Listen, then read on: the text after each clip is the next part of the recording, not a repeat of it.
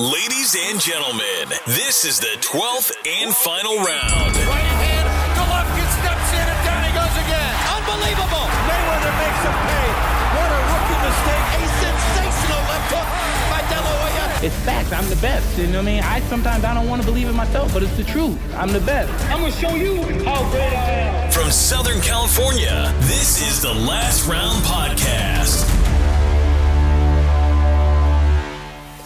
Welcome back to episode 148 of the Last Round Podcast. Thank you again for joining us. Whether you're listening on Spotify, Apple Podcasts, Stitcher, Boxing Social, wherever you're at, however you're listening, we appreciated it. Coming off of, I believe, in my opinion, is the end of a trilogy between Tyson Fury and Deontay Wilder in a very, very entertaining fight. What's that saying, Mike, that they say there's boxing and then there's heavyweight boxing? Is that it? Right? That's true, isn't it? So I think this past Saturday definitely gave a lot more credibility to that slogan or that statement about heavyweight boxing. So jumping right into it, as I mentioned, this past Saturday, the 9th of October, from the T-Mobile Arena in Las Vegas, Nevada, on Fox pay-per-view. Actually, I think it was a Fox and ESPN joint pay-per-view, right? So it was a joint pay-per-view between both networks. Tyson Fury gets the 11th round KO over Deontay Wilder, and Fury retains his Ring Magazine and WBC World Heavyweight title. There was a total of 5 knockdowns in the entire fight between the two of them. I believe Wilder knocked down Fury twice, and then Fury knocked down Wilder 3 times, with the third one being the final blow in the 11th round. All right, Mike, give me your reaction as that final bell rang that indicated that Fury won by knockout in the 11th round. When the final bell went, you could see as he fell, when the fighter falls like face first, you can kind of tell, like, here we go, it's going to be over. The referee's going to wave it off. And obviously Tyson, ran to the corner, jumped up to celebrate in front of his fans. And, just at the end, it was such a back and forth fight with Fury going down twice in the fourth. I started to worry, is Wilder actually going to win it this time? Is he going to turn the tables? And we're all wrong, because everybody was kind of picking, Tyson to kind of do it, since he beat him so convincingly the first time, and then the second time when he knocked him out. But, in the end, I think, Tyson kind of just showed how good he was, because you could see that following probably the 3rd or 4th round that, Wilder was just spent. He spent so much time, just throwing so many hard punches, and I think mentally just fatigued himself. And, he was walking around with his hands down, and every time he'd go to the corner and he was sat on the stool, he had his mouth open like he was struggling to breathe. So, I was kind of confident from then that, it looked like Fury was eventually going to get him out of there. And, the sequence was just great. Those, final 3 punches just to finish him off. And it was just the end to a classic, because I think nearly everybody was thinking that we didn't really need the trilogy. We didn't need the 3rd fight, because he beat him so convincingly in the second. And the 3rd fight was probably the best out of all 3. I agree. I agree. I think the 3rd fight was definitely the best out of all 3. They each had their moments where it made you guess or second guess yourself, like, okay, so people who picked Fury, when Fury went down, I'm sure they thought, oh man, is Wilder about to win? Is he about to, especially when Fury went down the second time in the same round, which I believe was round 4. I'm sure after that second knockdown that Wilder got against Fury, I'm sure a lot of people who put their money on Fury were a little bit nervous, which I would be too. I'd be like, oh man, you know what? Like, all that money I put on Fury to win, and now he went down twice in the same round. Like I said, heavyweight boxing, and then you could see from the beginning, especially the first round, where Wilder tried to get in some body shots, some straight jabs to the body. You can see there was a game plan there, and he tried to stick to it. But at the end of that first round, I remember right at the end, pretty much the last final 2 seconds or 1 second, I think Fury caught Wilder with like an ending right hook. I believe it was a right hook, which was probably the hardest punch of that round in the first round. And you could see after that, Wilder the game plan changed, especially after the first time Wilder went down, which I believe he went down for the first time in round 3. Round 3 was the first time he was knocked down in that fight this past Saturday. I noticed, and I'm sure you noticed too, that Wilder kind of threw, I don't even want to categorize it as he threw the game plan out the window, but I think he reverted a majority of his ability back to his old self, where he's like, okay, I'm just going to try and knock you out, because he realized, okay, he knocked me down. And, when you get knocked down, what's that saying, that old saying in boxing that Mike Tyson said, everybody has a plan until they get punched in the face. Well, that's kind of what happened to Wilder, except he got knocked down. And I think that's what happened. He kind of reverted back to his old self. He's like, okay, well, this has won me pretty much all my fights, every fight I've ever been in. So let me revert back to that, even though I tried this last time and he still beat me. And it worked to an extent. It didn't work to his advantage in terms of giving him the victory, obviously. But that fourth round, like we just touched on, when Fury went down twice, that was probably Wilder's closest chance to win that fight. And I think he knew it. But then there was also, and you tell me this, because I believe this happened to both of them throughout the fight.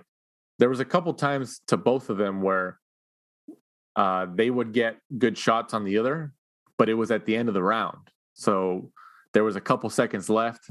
So they would, whoever had the offense going would obviously become the aggressor and try to follow up on that knockdown or like a good punch, but the bell would ring.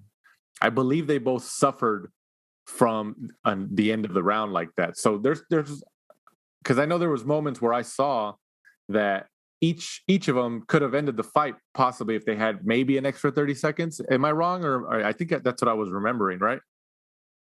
No, yeah, definitely. I remember, I think it was when Fury went down twice in round 4. I remember kind of looking in the corner thinking like, man, I think he's got 30 seconds, just to hold on, hug him, just use his boxing IQ just to try to, see out the round. So he gets that, that 1 minute in the corner to sit down, get his legs back, and then come back out for round 5, refreshed, which he seems to do. I think his powers of recovery are unbelievable. He's been down 4 times from Wilder, which normally, is a fight-ending punch. When he catches you, there's not many people that have got back up from a Wilder right hand, and he's managed to do it 4 times. Well, I don't know if it was the first knockdown. It might have been the first knockdown. I can't remember which one it was out of the 2 that Fury went down. It might have been the first one. Wilder got that straight right. Pretty much that 1-2 combo that he's always pretty good at. He feints with the left, and then he comes straight in with the right in between your eyes. And he caught Fury with that. And Fury felt it. Like, I don't know if you saw the slow motion video of it. You can see Tyson Fury. I mean, obviously Tyson Fury doesn't have, like an Anthony Joshua type of body. He could fight. There's no question in that. But, he obviously doesn't need the body to have the technical ability that he has and even the power that he has. But that slow motion video of that 1-2 combo that Wilder got him with the straight right, you can see just the ripple effect go through Tyson Fury's entire body, or at least his entire upper half of his body. But he stayed up. I'm assuming that punch, a lot of other heavyweights, it's already shown that it would knock them straight to the floor and they wouldn't get up. Fury took that punch, but you can tell it still affected him. He was still hurt, because then I believe Wilder kind of followed up with like a barrage, and I think Fury just his body just couldn't take it, and Fury just kind of fell on his own, even though Wilder still kind of pushed him forward, or I don't want to say he pushed him, but I mean, when he took that shot, especially when he got back up, that's when I knew. I was like, man, this guy, he's literally taken some of Wilder's hardest shots in all 3 fights. And he's obviously went down, or he's shown that he's hurt. But like, who else? Is there anybody else that you can think of in Wilder's career that has taken a hard shot like that from Wilder, that right hand, that kind of has recovered as well as Fury has? I mean, I can't think of anybody. Can you? Nobody that's gone on to, recover. I think Stavern in the second fight,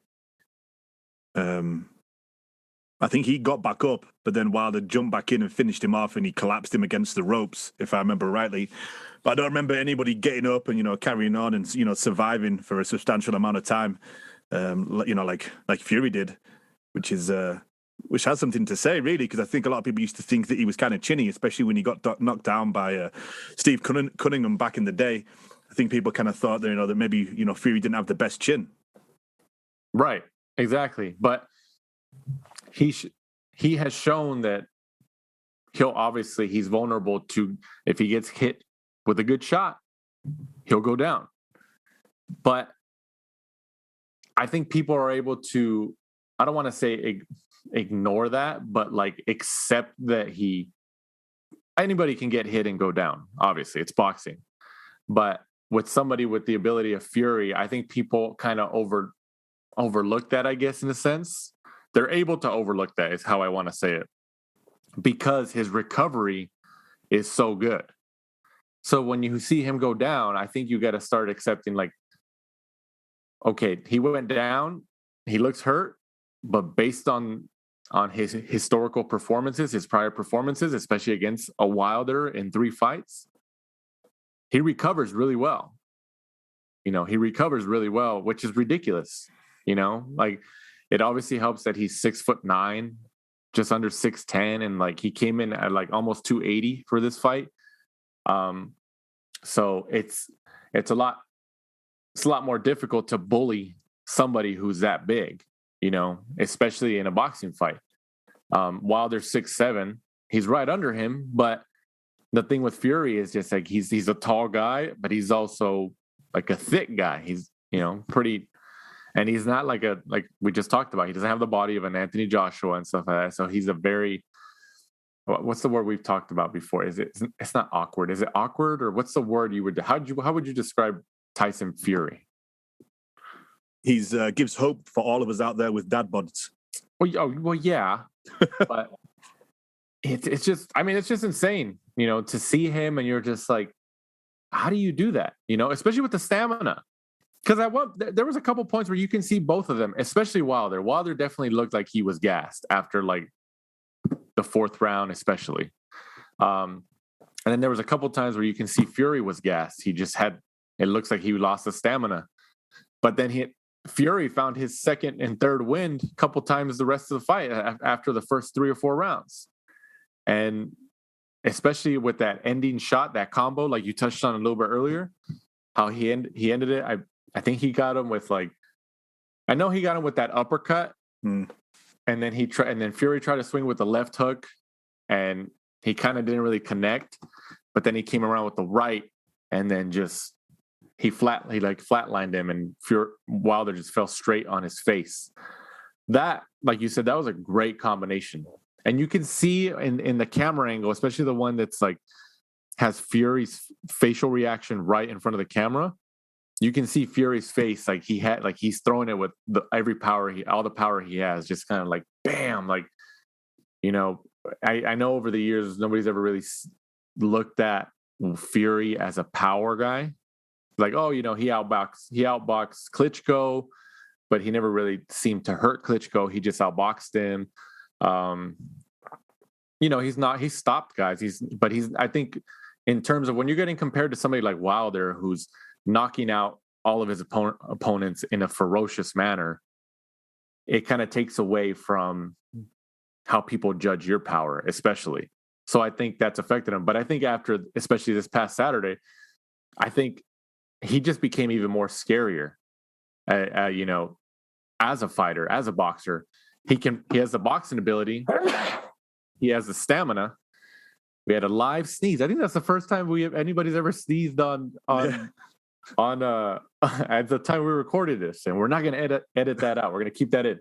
But like I said, I think Fury's become even more scarier as a fighter, especially as a heavyweight boxer. He definitely has the boxing ability, the technical ability, but now you have to watch out for his power. And a guy that big obviously should have the power, but his power is for real. I mean, what do you think?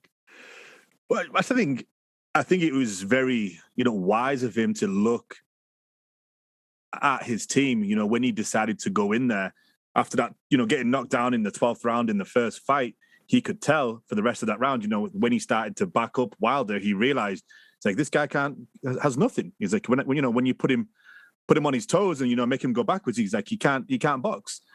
And, when he obviously spoke to Ben Davidson and he decided that he was going to look elsewhere and, picked up the new coach, picking up, Stewart, it was looking at it now, it was a great decision because he's gone on to have, an unbelievable victory in the second fight. And then probably, not in terms of maybe a performance because, the head movement wasn't as good, but in terms of just the overall fight for this third one was unbelievable. It's probably one of the best fights that Tyson's been in terms of just, back and forth, both people go down in terms of, drama. So I think it was, it was just great that, with the relationship he had with Ben, that he didn't let that, it didn't make him go stale. He had, the balls to be able to say, you know what, I need to look somewhere else. I need a change in style. And, he did that. And it's come to, to really pay for him. And the same as Wilder, really, like you touched on, it didn't go well, but his performance was really good. So bringing in Malik Scott, you could see that he was a little bit, better, a little bit more well-rounded because he was, going to the body a lot more. And obviously he has an unbelievable chin, and some big balls, to stay in there for 11 rounds because his face was swelling, he was bleeding from the lip, supposedly had a broken hand, broken knuckle, his ears were bleeding again, but he wanted to stay in like a warrior and go out on his shield. Touching on that, since you brought that up, the following day, this past Sunday after the fight, Malik Scott did an interview, I believe in his hotel room.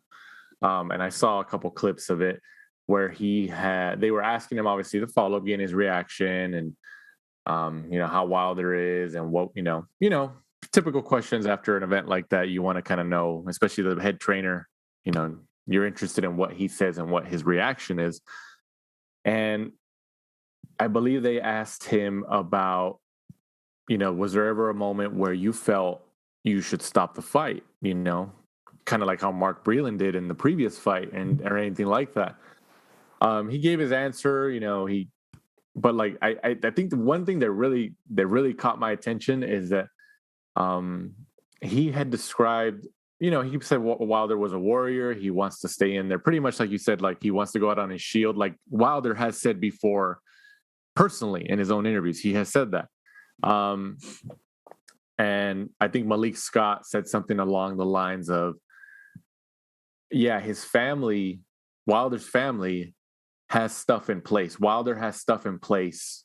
And he was implying, how I took it, he was implying that like, if something happened to Wilder in the ring and he didn't make it, like something bad happened, that he has stuff in place just in case, like with his family, like a plan. And Malik Scott was saying that, like kind of implying like, so, he knows what he's doing. And I'm just like, what? That's a crazy thing to say.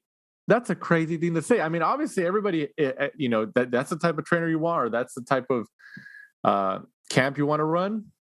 If you're all cool with that, hey, do your thing. But I don't know if I've ever, I'm sure there's stuff out there where trainers or whatever have said stuff like that.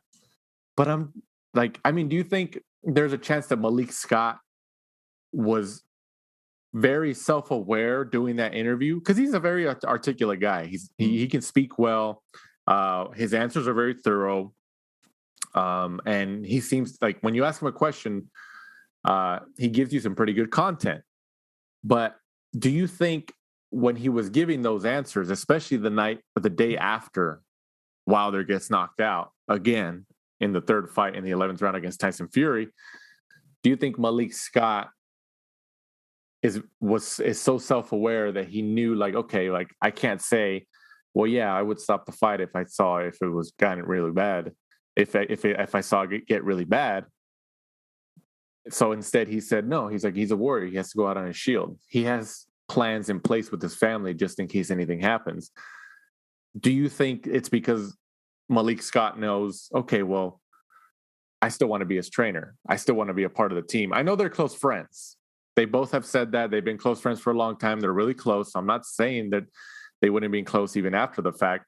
But do you think he was self-aware when he was giving that answer, that specific answer especially? I would think so. I think, sometimes people say these things, to sound cool, I'm going to go out on my shield. I'm going to be a warrior. Like, I don't care if I die in the ring. I think obviously they do, they've got families and stuff like that. But I think it's like a very, macho thing to say, that I'm going to go out on my shield. And, I'm sure his family would be devastated if anything happened to him, So it's not a very nice thing to say.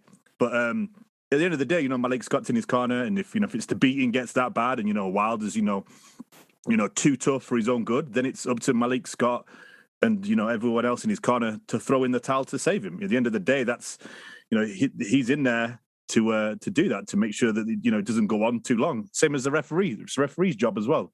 Hopefully one of those people would have enough, sense to be like, hey, that's enough. You've got no chance of coming back. You're down on, you're down on so many rounds. The only chance you've got is, having that knockout punch, and it doesn't look like that's going to happen because you're so tired.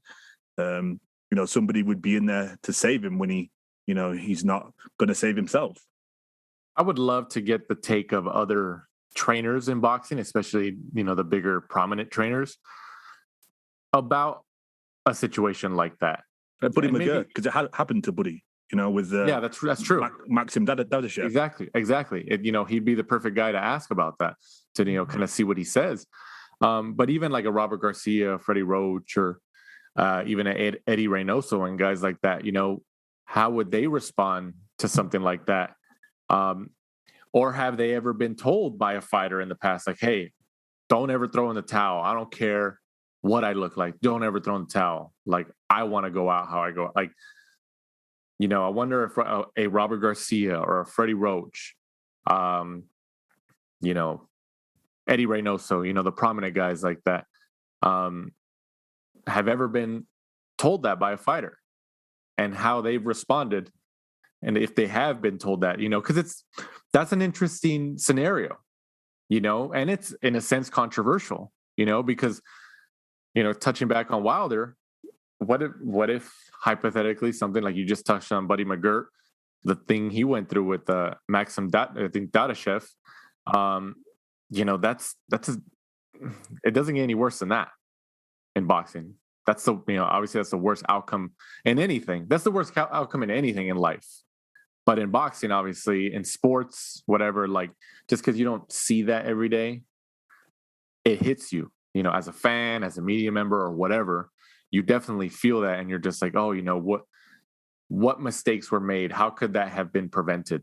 And sometimes you just look at it and you have to accept, like, well, it couldn't have, like they were in a fight and he got hit or she got hit, and it is what it is. It sucks, but it's like, there's no way you could have prevented that. Like, it was just that one shot that they got hit with, or what have you.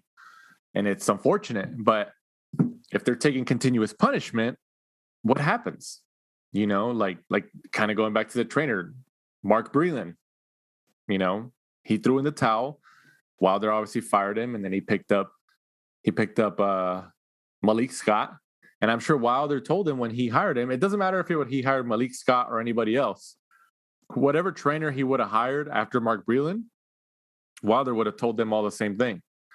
Hey, I don't care what you do not throw in the towel. Ever. I mean, don't you think that Wilder had that conversation with Malik Scott before he technically officially hired him as his head trainer? Don't you think he told him that? Yeah, man, I would imagine so. And I'm sure Malik obviously knew, due to the fact that there was a space, after Mark Breland threw in the towel, against his wishes. He probably might not have even had to have said it due to, how publicized it was.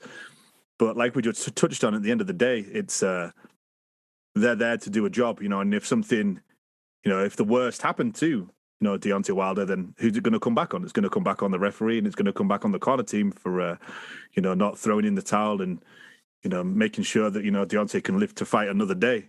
Imagine, it is something to, to speak to, because look at like Buddy McGirt. It happened to Buddy, and Buddy did throw in the towel. He'd said, Maximus obviously had enough, and he did walk away from the ring, and then obviously whatever happened backstage, happened backstage, and he was rushed off to hospital, and that's after Buddy throwing in the towel. That fight didn't go the full 12 rounds. Imagine, like you said, imagine the criticism that the corner team, especially the head trainer who would get the most criticism, would get in a situation like that. Buddy McGirt did throw in the towel, so he kind of recognized that it was just unfortunately too late. But, if something happens to a fighter like a Wilder, God forbid, and they go after Malik Scott, hey, how come you didn't, would Malik Scott be comfortable in saying, hey, well, it's a controversial topic to talk about, but would he say, I had talked to Deontay, we had many conversations about this. I'm sure he'd be sad and devastated, but would he kind of justify it? Deontay told me he wanted to go out on his shield. He wanted to be remembered as a fight. Would he say, is that the appropriate answer to say something like it's? Because they're adults. They're adults. These aren't children. These are adults making adult decisions. They're not 10 years old. They're not 15 years old. They're not minors here. So how do you're going to get criticism, especially in the social media world, the Twitter world, everybody has their opinion and they come out and they say something. So obviously he would get, or any trainer would get criticism. Everything gets criticism. Everything in the world gets criticized today, especially sports and especially in boxing, as we see, because we cover this. But it's a crazy situation. It's a crazy situation, and it's is Wilder, what's the scenario, not scenario, but I don't know if it's slogan or what. Is Wilder too, I guess, passionate for his own good? What do you think? I think so. I think he's kind of, blinkered. Because of the fact, like Tyson said, after the fight, he went over, to congratulate him for the trilogy, and Wilder just turned around and said, no, I'm not going to shake your hand. I don't respect you, which is funny because if you roll back to 3 years ago, and I posted the video recently on our Twitter page, where Tyson's out for one of his first ever jogs about when he's trying to lose the weight, and he's kind of what's he calling him, a big stiff idiot, or whatever he's calling him, but he's kind of saying hey, Bronze Bonner, I'm coming back, and I'm coming back for you. And then those two, you see the build up and they're laughing and joking with each other, and there's pictures of them on a sofa together with their arms around each other, and it looked like they were kind of friendly, but they had a heavyweight rivalry. And then now, because maybe Wilder assumed he was going to beat Tyson Fury quite easily, he just couldn't accept it. He outschooled him the first time with his boxing IQ, and obviously they gave a draw, knocked him out in the second, knocked him out in the third, but Wilder, just can't accept it. He can't accept the defeat. I think it's maybe, surrounded himself with too many yes men all these years that, he can't admit that Tyson was the better guy. But at least this time he's not come out with, 5, 6, 7 different, ridiculous excuses. Well, yet. Anyway, he's not come out with any excuses yet. As of today, yes. Yeah. Not yet. But, see, I still give Wilder a lot of credit. I still think Wilder, against any other heavyweight, it's still very dangerous. I think against any other heavyweight, he's still very dangerous. He's obviously shown that. And I think that if he continues on, assuming he didn't, all these 3 fights, especially these last 2 fights against Tyson Fury, assuming they didn't take so much out of him in his career, which I'm assuming they have to. Every fight takes something out of you. And obviously the more brutal you lose a fight, like he got knocked out on Saturday, the more it's going to take out of you in your career. But assuming it's not that much of a decrease, I guess, if that's how you want to describe it, the experience that he's had in his last 3 fights against Tyson Fury, who I don't think anybody should argue anymore that he is the best heavyweight in the world.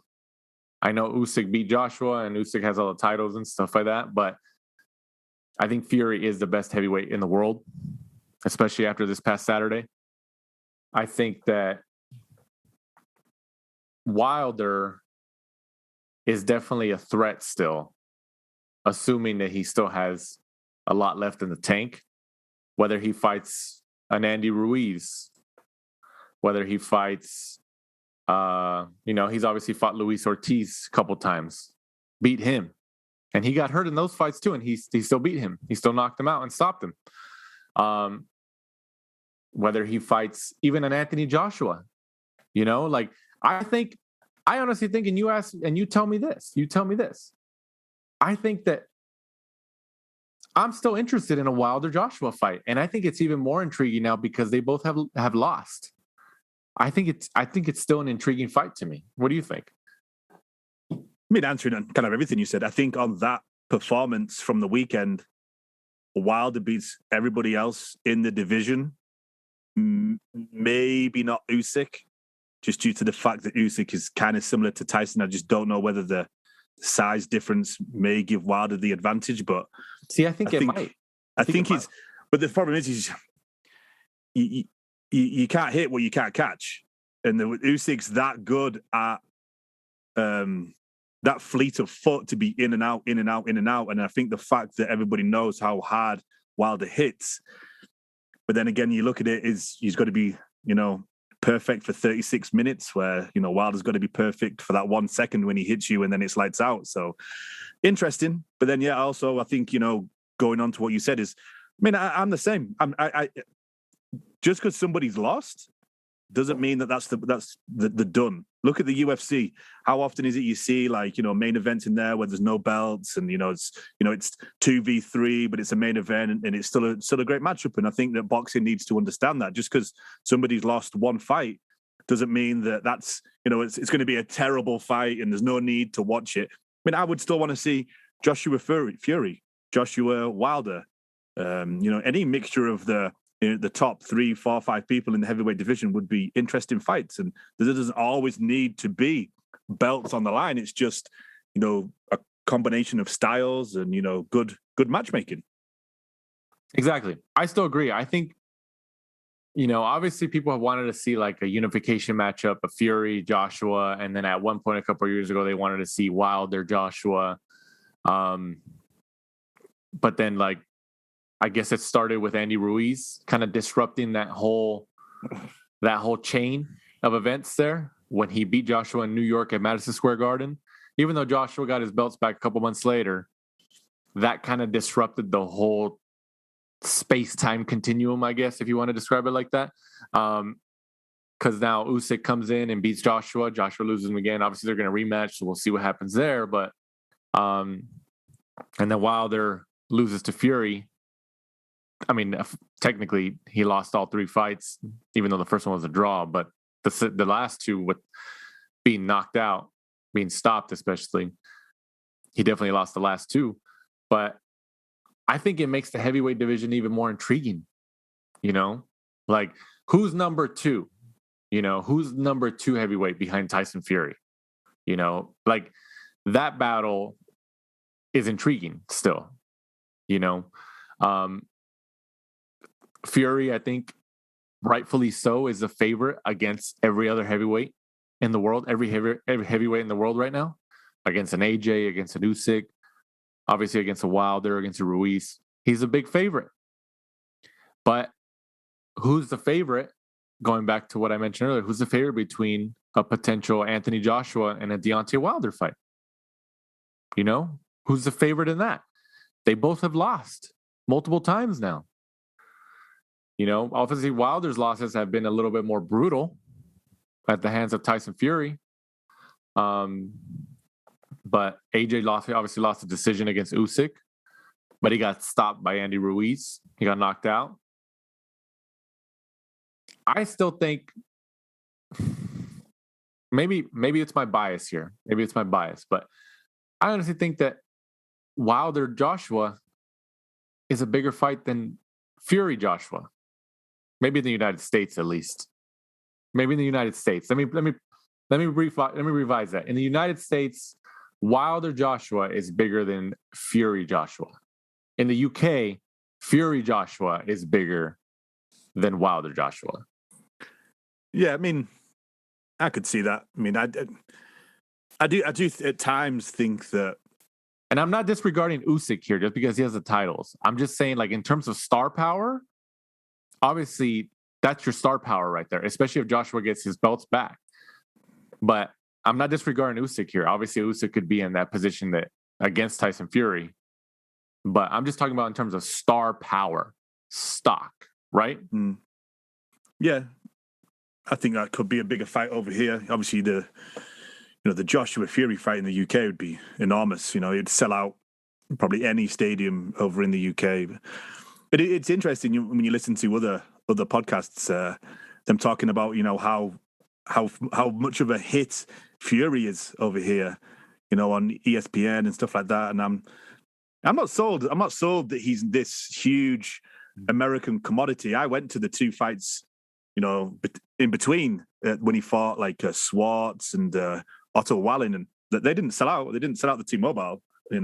Maybe now after that, I'm sure that fight would have sold to a lot of casual fans just due to the fact that the Fury was down twice, came back to win. Wilder went down 3 times, because those sorts of fights, the back and forth fights like that, they'll sell. Everybody loved that fight. I was watching it at work, and some of the guys who were with me, they weren't, huge boxing fans, and they loved it. The fact that he'd gone down twice and gets back up and goes on to win. So he may have crossed over a little bit more, and then also when people look at him and they find out his backstory with drink and drugs and ballooning up in weight, that sells. But I do think it's kind of oversold that he's huge in the US. Yeah, I agree with that. I think he's with every little bit that he's over here, especially with these Wilder fights, I think it's obviously helped his cause. Especially the fight week last week, he had a lot of celebrity shout-outs. A lot of celebrity shout-outs from especially professional wrestlers in WWE. Undertaker. The Undertaker and stuff like that. I mean, obviously, people got to read between the lines here. WWE has an agreement with BT Sport. Tyson Fury is on BT Sport. So I'm sure BT Sport reached out to both camps and said, hey, can we coordinate something here? Which works for the marketing for Tyson Fury and for the marketing of the fight. That was great, because there was a lot of professional wrestlers, like you said, the Undertaker, which one was probably the most popular, gave shout outs and stuff like that, Goldberg. And that obviously helped the marketing of the fight.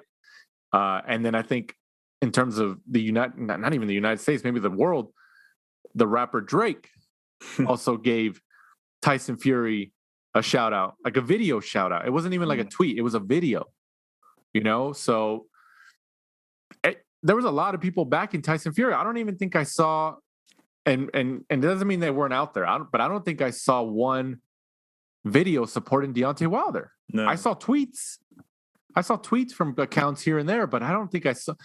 Fury obviously had a soldiers with him in terms of celebrity support.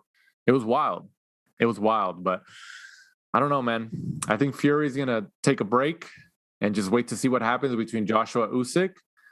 And I'm sure he's hoping that Joshua wins, so he goes and fights Joshua in the UK, like Wembley or something like that.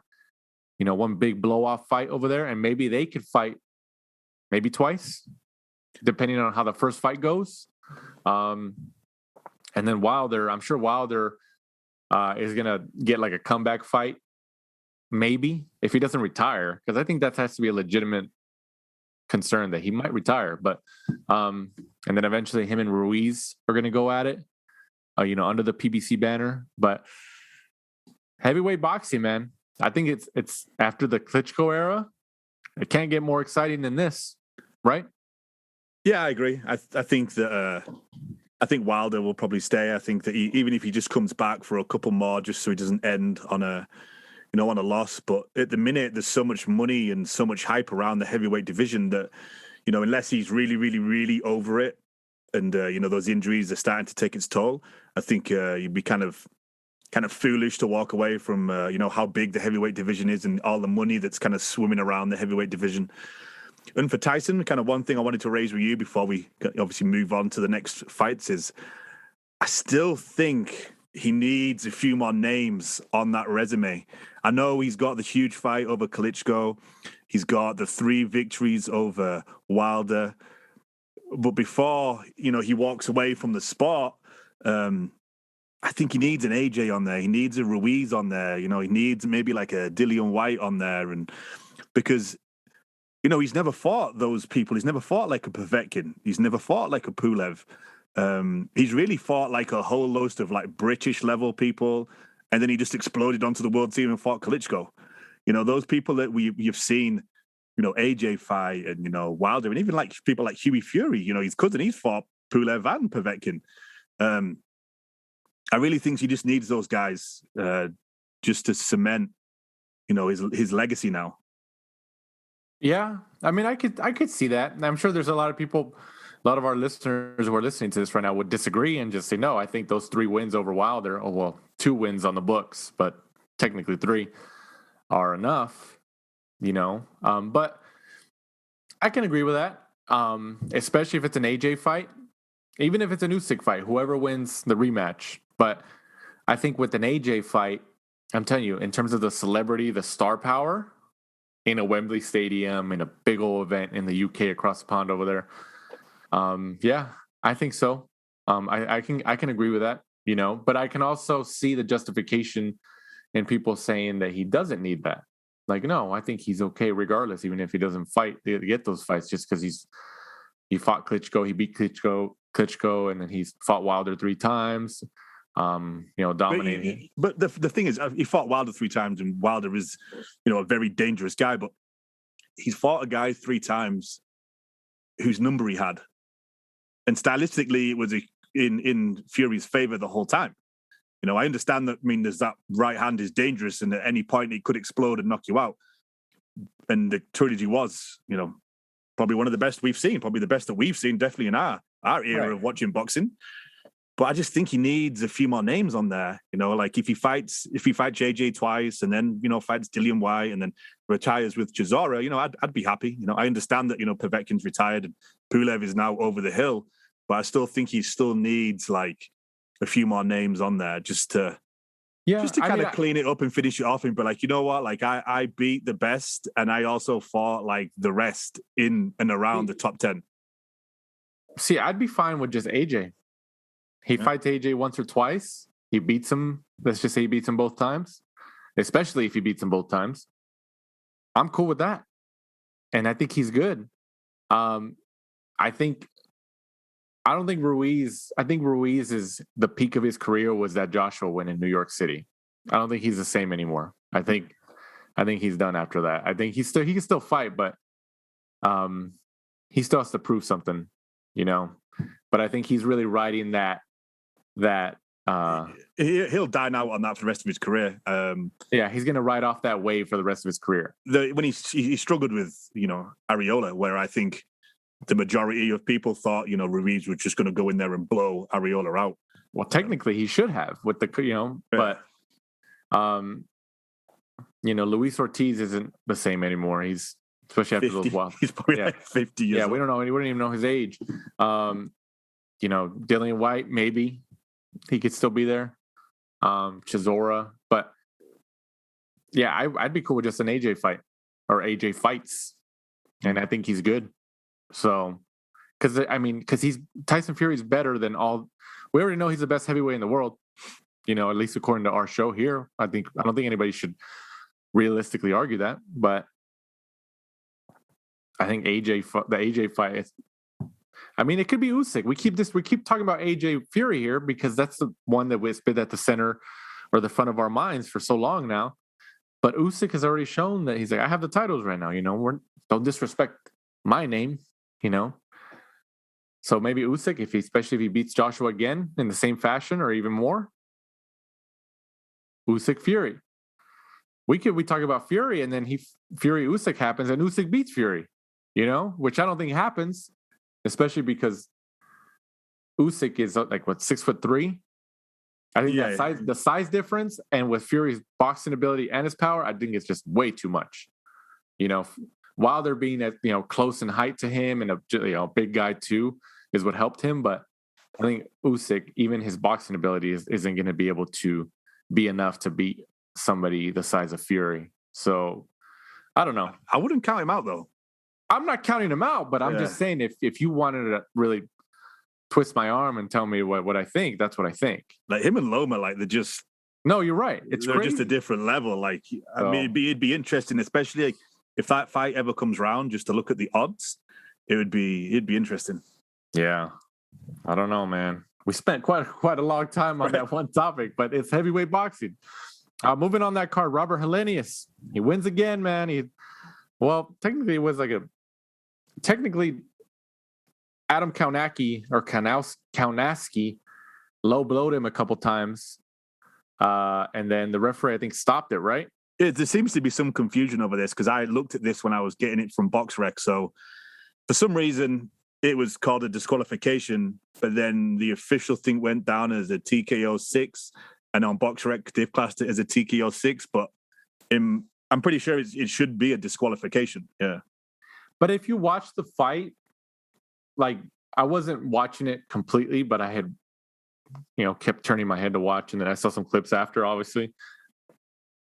Helenius had Adam Kaunacki's number. Yeah.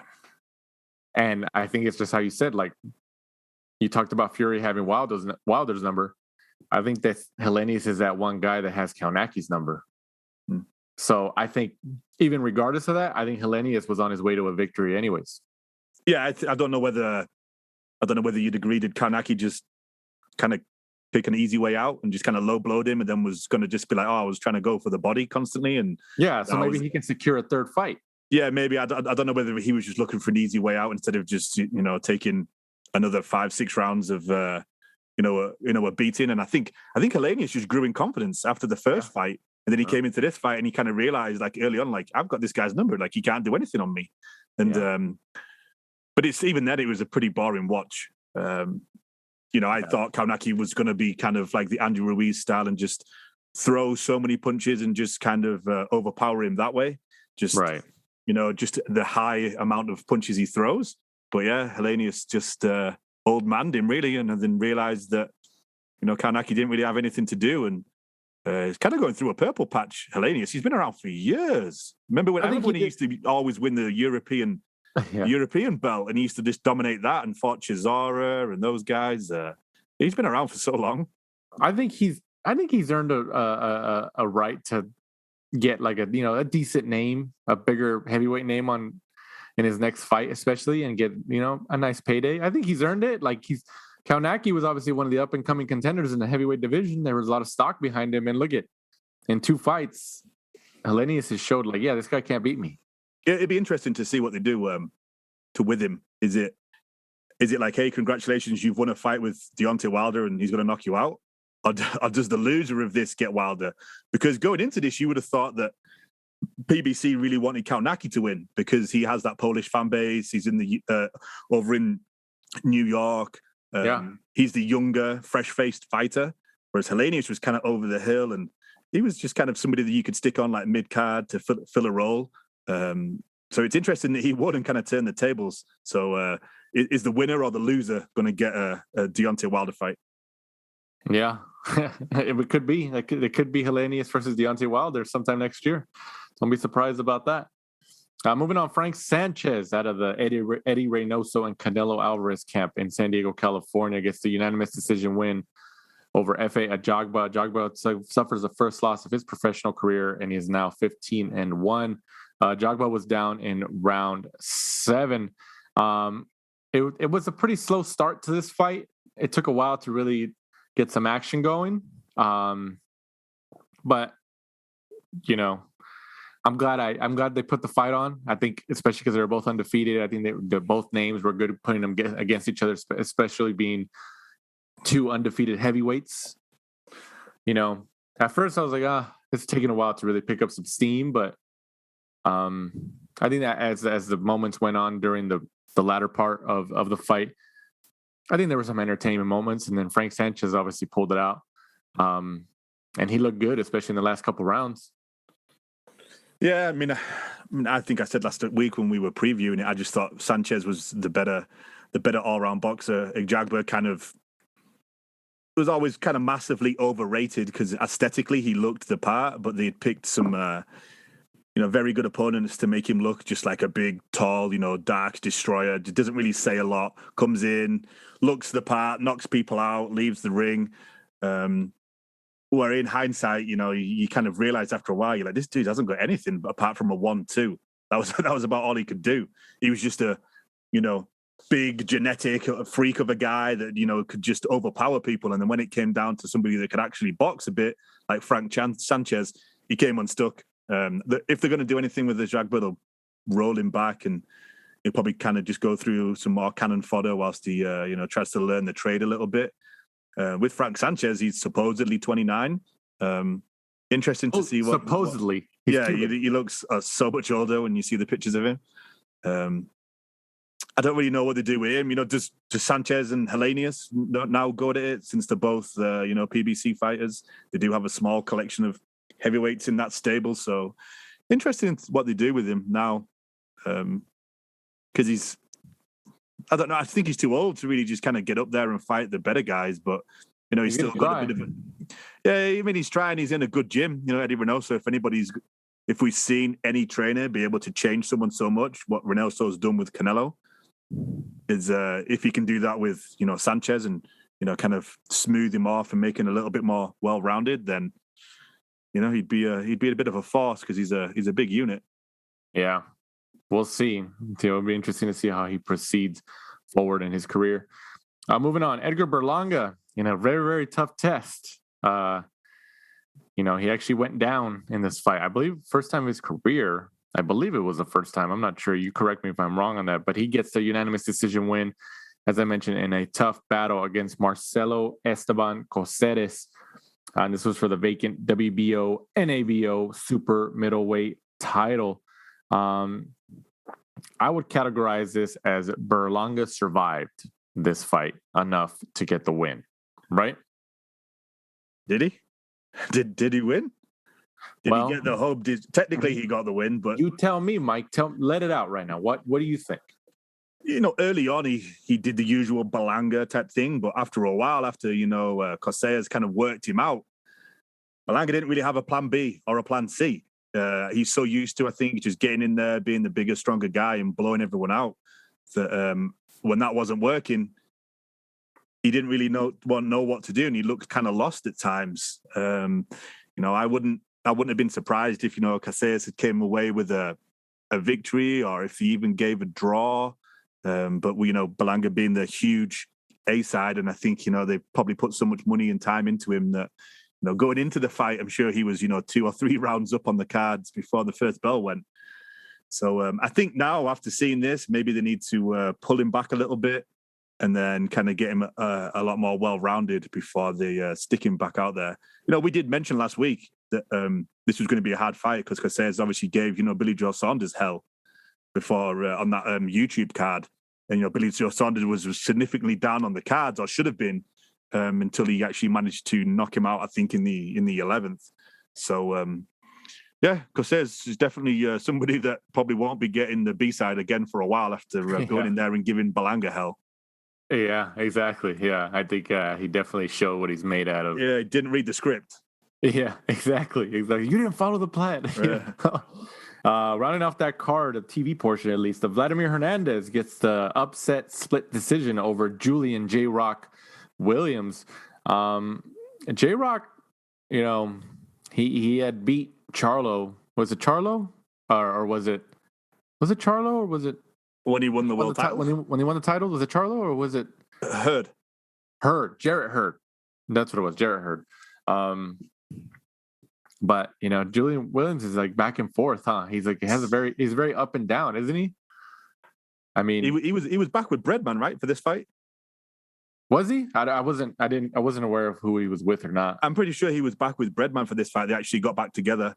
You could just see though that Julian Williams had just either didn't do his homework for Hernandez or whatever it was, because Hernandez was just like a bee or a fly. Like he just wouldn't leave him alone. He was just all over him, just pressure, and just throwing unreal amount of punches. And then obviously, he was taking some to give some, but just relentless. I'd love to see the CompuBox stats on this fight. Yeah, that's something we should follow up on definitely, so we could talk about maybe next week. Moving on. Also this past Saturday from the Echo Arena in Liverpool on DAZN pay-per-view. No, I'm just kidding. It wasn't DAZN pay-per-view. Or is it? It's coming up. I don't know if you saw that survey, Mike. Right. That was everywhere today, right? Yeah, that was everywhere this week. So that was a lot of... Yeah, that was big news. So we'll see how that goes. It wasn't official, but we'll touch on that. Probably next week or something like that. Liam Beefy Smith gets the 8th round TKO over Anthony Fowler for the WBA International Super Welterweight title. Fowler was down in the 5th and 8th rounds. And if you looked at both of their faces after the fight, they both looked like they were in a very, very tough war and a tough battle. What did you think about the fight? Great fight. Great back and forth fight. Great atmosphere. Kind of felt for Fowler that he got booed on the way to the ring in his home city. But he does really have that kind of, you either love him or you hate him type of personality, unfortunately. Great start from him, though. Bloodied up Liam Smith like in the first round. And I was like, okay, this is going to be a fight. And then Smith, kind of similar to Hernandez, he just has that come forward, he'll take some to land some type of style, just wouldn't stay off Fowler, and eventually he just kind of like wore him down. It kind of looked at times as well that as soon as the fight kind of turned against Fowler, that his facial expressions were kind of like, fuck, I'm going to lose this. Like he kind of gave up hope a little bit. I'm not trying to say that he quit before people kind of jump on that, but like he was very disheartened, it seemed, when he went down from then going forward. I thought great corner work, though, by McGuigan. I thought he was telling Fowler like all the right things to do. Fowler just couldn't seem to do it. And a crossroads fight, really, for both of them. Yeah. Smith now should probably get the big fight. The name that's been bandied around for how long is Jesse Vargas. Just make it, make the fight. He wants Munguia. I think he would take, if he really got the Munguia fight, he would take Munguia over Jesse Vargas. I think he would. Oh, definitely, yeah. I mean, obviously we know that, Munguia is obviously facing Rosado next month. But they're on a similar time frame. He just fought, so I think that fight. I actually think that's a pretty intriguing fight, though, of Vargas and a Liam Smith. I think they're both at very similar spots in their careers. Mm-hmm. I'd be intrigued to watch that. I would. You know what I'd love to watch would be Liam Smith Rosado. Now you've said that. The both of them like similar age. Both of them just leave it all in the ring. Well, I think that would have to be like at 160 pounds, no? I'm sure Rosado would move, or either of them would, move really for that type of fight. If Rosado could still make 154, maybe a catch weight 155, 156. Yeah, I mean that'd be wonderful, wouldn't it, to watch those guys go at it, just leave everything in the ring. Yeah. But, I think Eddie he jumped on the Vargas one as well. So just I'm sure it's just money. How much money's in that fight with some of the purses that Vargas has had over recent times, been significantly overpaid. Does he really want to drop back down to face someone like Liam Smith?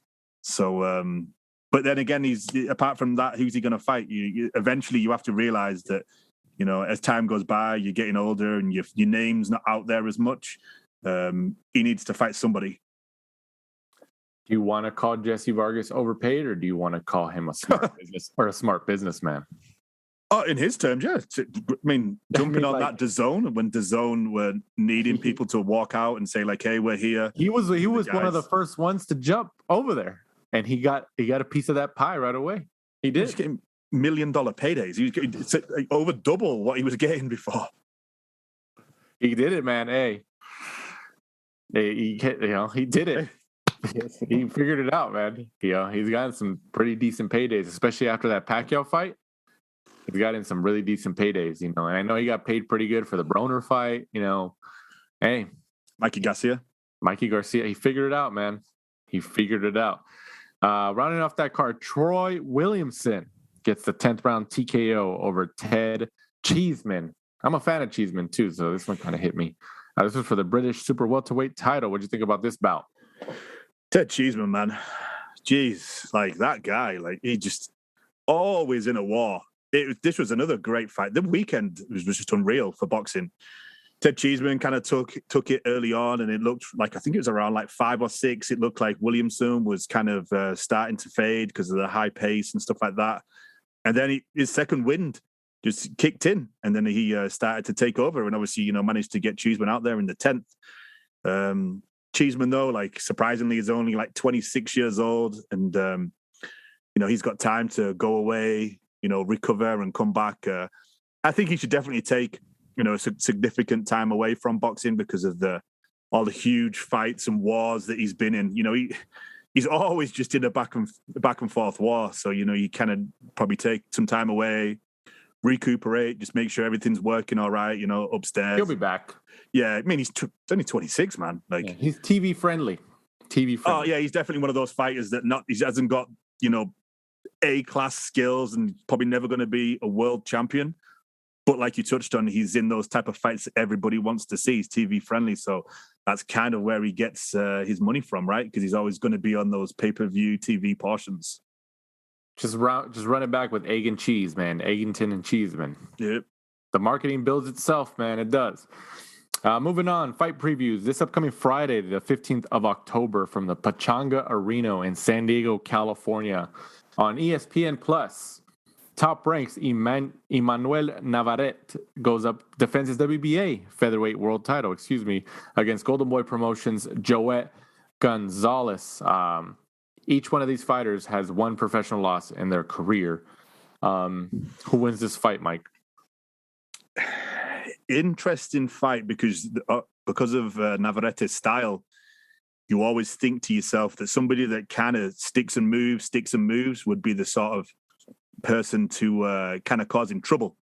Joet's a very good boxer. I just don't know whether he moves enough to be able to kind of negate the come forward, kind of walk you down style of Navarrete. So I think Navarrete takes it, to be honest with you. If Joet can stick and move and get on his bike and kind of make it like more of a long distance boxing performance, then I think he stands a chance. But Navarrete is very good at what he does. He just kind of walks you down like the Terminator, just keeps coming forward, keeps chasing you around the ring, and eventually, he just manages to corner you and just kind of clubs you to death. Yeah. Is kind of a good way to put it, because he's just so big for that division. Out of all the criticism that Oscar De La Hoya gets, for whatever he does or whatever he doesn't do, I give him major credit, and I think every boxing fan should give major credit that he puts his fighters in fights where they could succeed, even if it's with another promoter. He's been doing that a lot with Top Rank. Obviously, this is a Top Rank show, and the main event has a Golden Boy fighter in there. Oscar De La Hoya, I mean, promoters all do that. They've shown in different ways, but I mean, am I wrong to describe that maybe De La Hoya might be doing that a lot more with his fighters, or his more significant fighters, if you want to categorize them like that? No, he definitely seems to, compared to a lot of other promotions, especially kind of the Top Rank and Golden Boy type of friendship they have. They seem to be quite open to letting them cross paths and stuff like that, which is good. You sometimes you have to twist. You have to take that chance, right? You never... obviously the big one that we always talk about is the Mo Hooker and Jose Ramirez one. Both put the belts on the line, and Jose Ramirez came out on top, and then ever since then he had the chance to become undisputed, and obviously lost those titles to Josh Taylor. But you just have to take those chances sometime. You've got to back yourself. Right. Yeah. I'm intrigued about this fight. I it's definitely for the hardcore boxing fan, this is a good fight. I think it should be entertaining. I know you picked Navarrete, but I think just to make it interesting, I'm going Gonzalez, man. I think Gonzalez is going to pull it off. It's going to be tough. But I think Gonzalez, I think this is his moment. I think two-time, right? Two-time world champion if he wins. Gets his WBO title back after losing it to Shakur Stevenson, right? Joet had the title? Didn't he have it? Didn't he lose it to Shakur? I don't believe he had that. He was the actual champion, though. It might have been a vacant title, no? Give me 1 second. Or was Stevenson the title holder and he defended it? I don't think Joet had the title. For some reason, I believe it was a vacant fight, or either, like I mentioned, Stevenson was the champion. It was vacant, yeah. Yeah, it was vacant. See, because I remember I was like, no, Joet hasn't officially been a world champion yet, world title holder. So this would be his first world championship if he wins. I think it's his moment, man. I think so. And, I'm sure Golden Boy and Oscar De La Hoya are going to be happy. They were happy that Diaz won the title, but then he lost it on the scale. But I think Diaz redeemed himself by stepping in for Ryan Garcia and then beating Fortuna. And now Diaz is like, oh, yeah, make the Ryan fight. I'll beat him too. If JoJo beats Ryan too, dude, I think right behind, or maybe him at 1A and 1B in a sense, him and Virgil Ortiz in the Golden Boy stable are the ones that just have the biggest balls in the whole promotion.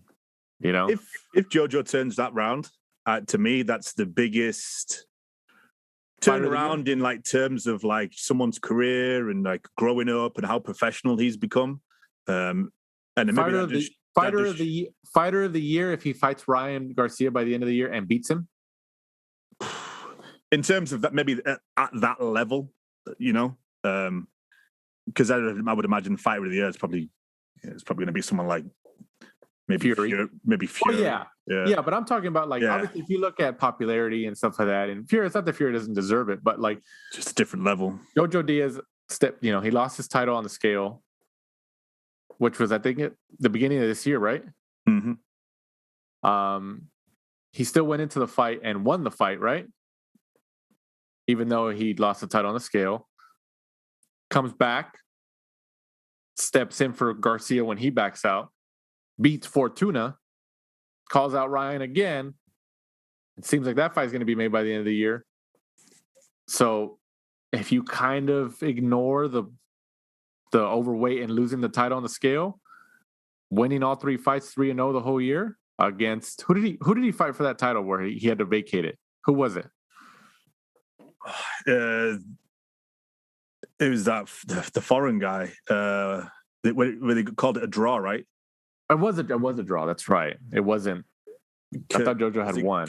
Kurbanov or something like that. Something like that. Wow, you know what? That might change my opinion now. I thought he won. Never mind. I still think he belongs in the conversation, especially if he comes in and he beats Ryan Garcia. Rakimov.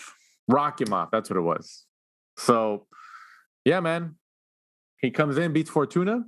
Comes in, beats Garcia. I think he deserves to be talked about in the conversation. He might not win, but he deserves to be talked about. I think he should be in that list, however short or long it could be before the end of the year. So we'll see. Moving on, this upcoming Saturday, the 16th of October, in Fresno, California, on DAZN. Fresno getting another fight besides a Jose Ramirez fight. Mikey Garcia returns, goes up against Sandor Martin. Obviously, Mikey Garcia is a heavy favorite here. This fight really hasn't been gaining a lot of buzz. Obviously, if this gets a lot of attention, it's because of Sandor Martin upsets Mikey Garcia.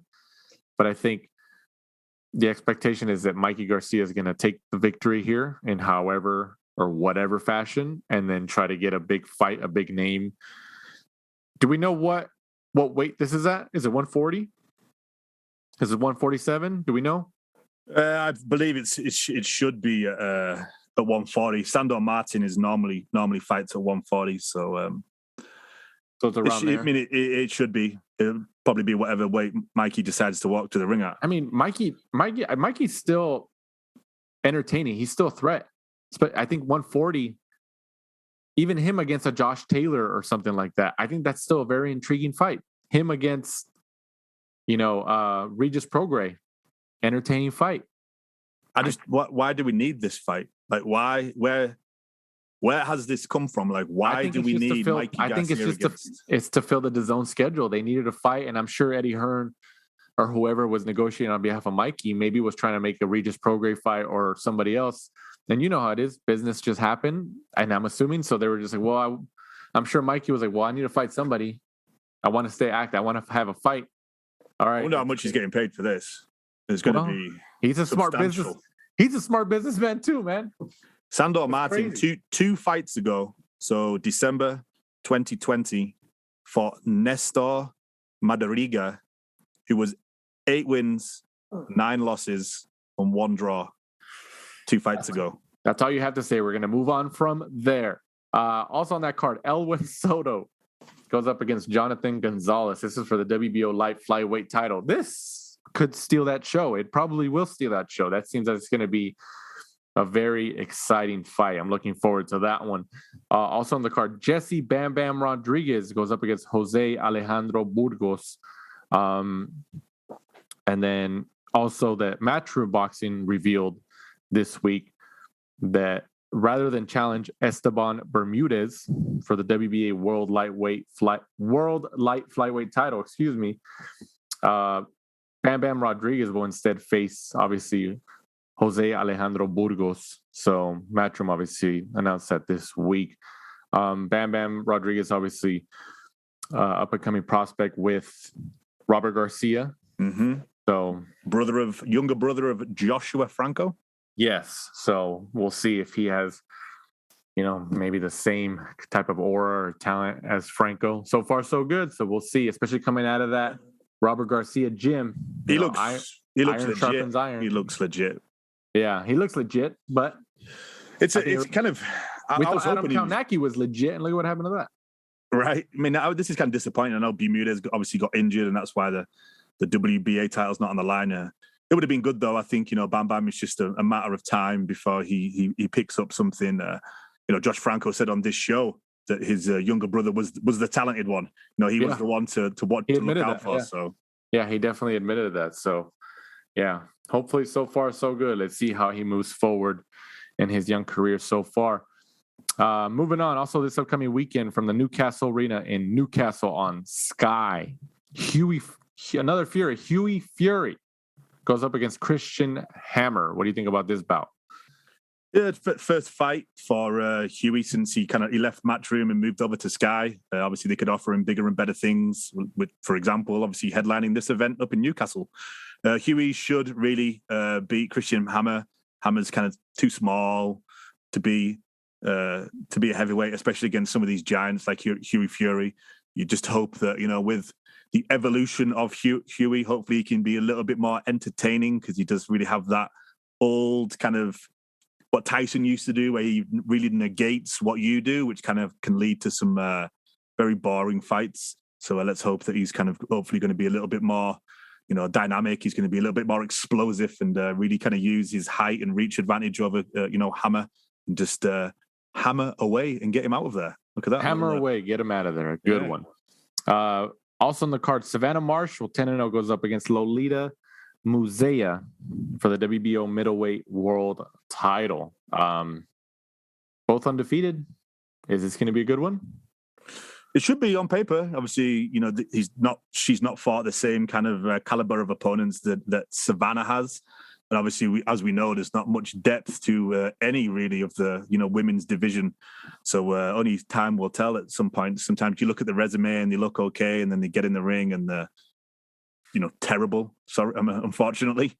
But I think we're all really just waiting for Savannah to beat her, Clarissa to get the next fight in the PFL out of the way.